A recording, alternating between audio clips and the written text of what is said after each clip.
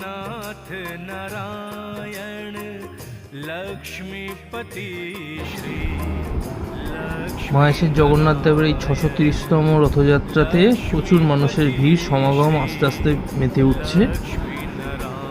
কিছু মুহূর্ত জগন্নাথ বাড়ি, যেখানে জগন্নাথ দেব পূর্ণ রূপে সেজে বসে আছেন। তার সেই রূপ দেখতে বহু শরণার্থী মন্দিরে ঢুকছেন। এই দেখুন জগন্নাথ দেব, তিনি সুসজ্জিত অবস্থায় সবার পুজো নিচ্ছেন এবং সবাইকে আশীর্বাদ করছেন। চারিদিকে লোকের সমাগম। আর এই হচ্ছে আমাদের মহেশের রথ, যেটা 630তম রথযাত্রা আজ উদযাপন হচ্ছে। রথটা ফুলে সুসজ্জিত করা হয়েছে।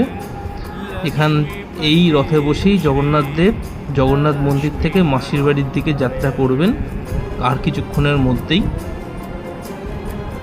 আর এই হলো মাসির বাড়ির কিছু মুহূর্ত। মাসির বাড়িও আস্তে আস্তে সুসজ্জিত হয়ে উঠছে। মাসির